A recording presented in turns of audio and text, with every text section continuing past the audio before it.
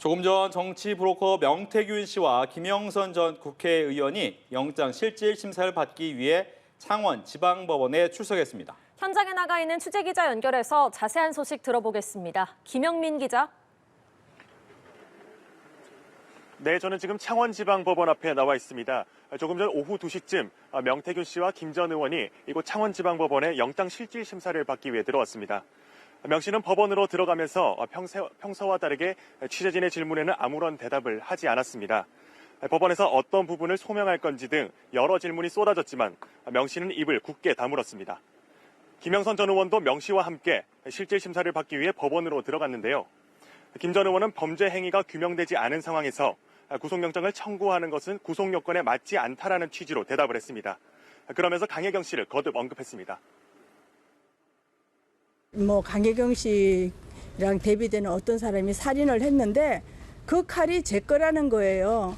그러면 그 칼을 내가 줬느냐, 그리고 그 칼을 범죄 행위에 쓰라고 줬느냐, 그게 규명이 돼야 되는데 검찰은 지난 11일 이들에 대해 정치자금법 위반 혐의로 구속영장을 청구했습니다. 검찰은 명 씨가 지난 2022년 보궐선거에서 창원 의창 지역구에 당선된 국민의힘 김영선 전 의원 측으로부터 수십 차례에 걸쳐 세비 7천여만 원을 받은 것으로 보고 있습니다. 또 명 씨가 지방선거 예비 후보자 2명으로부터 각각 1억 2천만 원을 받았다고도 봤습니다. 김 전 의원에 대해서는 스스로 국회의원으로서의 지위를 포기하고 명태균의 공천 장사를 도와 거액의 정치자금을 받았다고도 판단했습니다. 검찰은 증거인멸과 도주 우려를 이유로 명 씨와 김 전 의원에 대한 구속이 필요하다고 강조했는데요. 두 사람 모두 휴대전화 여러 대를 폐기한 전력이 있다며 증거인멸 우려가 크다고도 했습니다. 이에 따라 이번 실질심사의 핵심 쟁점은 증거인멸 가능성이 될 것으로 예상됩니다. 특히 명 씨와 김 전 의원은 재판부에 휴대전화를 버린 게 아니라는 걸 직접 입증해야 할 것으로 보입니다.